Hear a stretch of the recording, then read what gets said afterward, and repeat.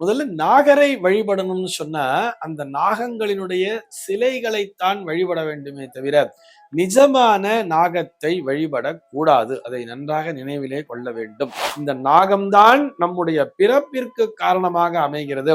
பிறப்பு மட்டுமல்ல, நம்முடைய மோட்ச பிராப்திக்கும் இதுதான் காரணமாக அமைகிறது. நமக்கு ஞானத்தை தரவல்லதாக இந்த பாம்புதான் அமைந்திருக்கிறது அப்படிங்கிறதுக்காக சொல்லியிருக்கா. மனித தலையும் பாம்பு உடம்பும் கொண்டிருப்பது ராகு. ஆனால் அந்த ராகுவினை ஞானகாரகன் என்று சொல்லவில்லை. ஞானத்தை தரக்கூடியது கேத்துதான்.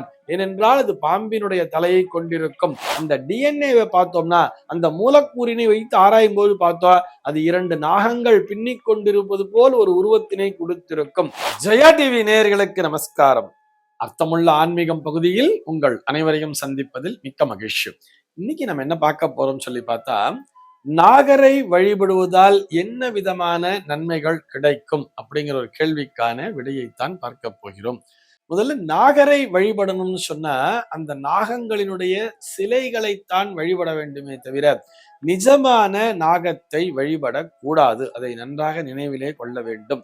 இது நாகம் போல் உருவகப்படுத்தி வைத்திருக்கிறார்களே தவிர அந்த நாகரினுடைய சிலைக்குத்தான் அபிஷேக ஆராதனைகளை செய்து வணங்க வேண்டும் என்று நம்முடைய சாஸ்திரமானது சொல்லி இருக்கிறதே தவிர, நம்ம நிஜமா ஒரு பாம்பை பிடிச்சு கொண்டு வந்து வச்சுட்டு அதுக்கு நான் அபிஷேக ஆராதனை எல்லாம் பண்றேன்னு சொன்னா அது நிச்சயமாக நம்மை கொத்தத்தான் செய்யும். அது விஷம்தான்.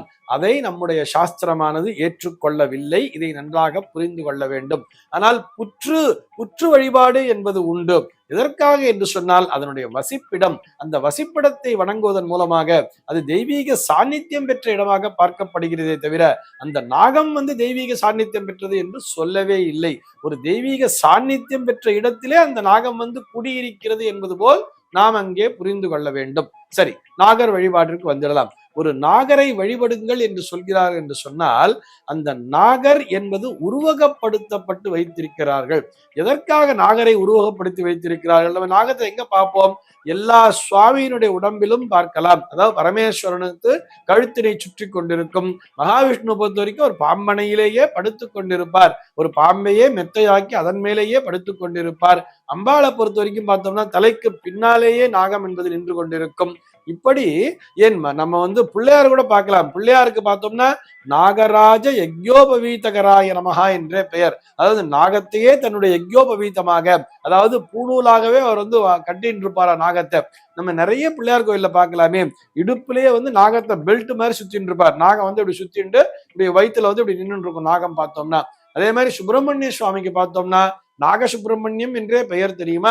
கால்களுக்கு கீழே ஒரு நாகம் என்பது, அதாவது ஒரு மயில் இருக்கும், அந்த மயில பக்கத்திலே ஒரு நாகம்ங்கிறது நின்று இருக்கும். இப்படி எல்லா இடத்திலையுமே நாகத்தை உருவகப்படுத்தி இருக்கிறார்கள் சொன்னா இந்த நாகம்தான் நம்முடைய பிறப்பிற்கு காரணமாக அமைகிறது. பிறப்பு மட்டுமல்ல, நம்முடைய மோட்ச பிராப்திக்கும் இதுதான் காரணமாக அமைகிறது. நமக்கு ஞானத்தை தரவல்லதாக இந்த பாம்புதான் அமைந்திருக்கிறது அப்படிங்கிறதுக்காக சொல்லியிருக்கா. அதனாலதான் அந்த நாகத்தின் தலையை உடைய, அந்த நாகத்தினையே தன்னுடைய தலையாக கொண்ட கிரகம் எதுன்னு சொல்லி பார்த்தோம்னா அது கேத்து என்கின்ற கிரகம். அந்த கேத்துவைத்தானே அதை எப்படி சொல்றா? ஞானகாரகன்னு சொல்றா இல்லையா? கேத்துவை எதற்காக ஞானகாரகன் என்று சொல்கிறார் என்று சொல்லி பார்த்தால் அதற்கு மனித தலை என்பது கிடையாது. மனித தலையும் பாம்பு உடம்பும் கொண்டிருப்பது ராகு. ஆனால் அந்த ராகுவினை ஞானகாரகன் என்று சொல்லவில்லை. ஞானத்தை தரக்கூடியது கேத்துதான். ஏனென்றால் அது பாம்பினுடைய தலையை கொண்டிருக்கும், மனித உடம்பினை கொண்டிருக்கும். இப்படி அந்த தலை, பாம்பு தலை என்பதை ஞானம் கொடுக்கக்கூடிய விஷயமாக பார்க்கிறார்கள். அப்படித்தான் அதனை உருவகப்படுத்தி வைத்திருப்பார்கள். 5 தலை நாகமாக அது காட்சியளிக்கும். அதன் மூலமாக நம்ம என்ன புரிஞ்சுக்கலாம்னு சொன்னா, நம்முடைய அந்த பஞ்சேந்திரியங்கள் இருக்கிறது இல்லையா, மெய், வாய், கண், மூக்கு, செவின்னு சொல்றோம். இந்த 5 அடக்கி எவன் ஒருவன் ஆள்கிறானோ அவன் ஞான நிலையை அடைகிறான் என்கின்ற அந்த சூக்ஷ்மத்தை புரிந்து கொள்ள வேண்டும். இது போக முதல்ல ஒரு பாயிண்ட் சொன்னோம் தெரியுமா? பிறப்பிற்கு காரணமாக அமைகிறதுன்னு சொல்றோம். பொதுவா ஒரு குழந்தை பிறக்கலைன்னு சொன்னா உடனே ஜாதகத்தை பாப்பா, நாகதோஷம் இருக்கு, நீங்க நாகசாந்தி பண்ணிக்குங்கோ, அல்லது அரச மரத்திற்கு கீழே இருக்கக்கூடிய நாகரை சென்று வணங்குங்கள் சொல்லுவா தெரியுமா? அப்படி அரச மரத்திற்கு கீழே வைக்கக்கூடிய அந்த நாகத்தை சென்று வணங்குவதன் மூலமாக நிச்சயமாக அந்த புத்திர தோஷம் என்பது நீங்கி குழந்தை பிறப்பிலே இருக்கக்கூடிய தடை என்பது நீங்கி புத்திர பாக்கியத்தை காண்பார்கள். இதை நம்முடைய முன்னோர்கள் கண்டறிந்திருக்கிறார்கள். இன்றைய தேதியிலே நம்ம அறிவியல் ரீதியாக பார்க்கணும்னு சொன்னா, அந்த குழந்தை பிறப்பிற்கு காரணமாகிய எதை சொல்லுவா, ஜெனட்டிக்ஸ் சொல்லுவா தெரியுமா, அந்த ஜீன்ஸ் சொல்றா இல்லையா, அந்த ஜீன்ஸை எடுத்து ஆராயும் பொழுது டிஎன்ஏ ஆர்என்ஏன்னு சொல்லுவா தெரியுமா, அந்த deoxyribo nucleic acid ribo nucleic ஆசிட்லாம் சொல்லுவா. அந்த டிஎன்ஏவை பார்த்தோம்னா அந்த மூலக்கூறினை வைத்து ஆராயும் போது பார்த்தோம், அது 2 நாகங்கள் பின்னிக் கொண்டிருப்பது போல் ஒரு உருவத்தினை கொடுத்திருக்கும்.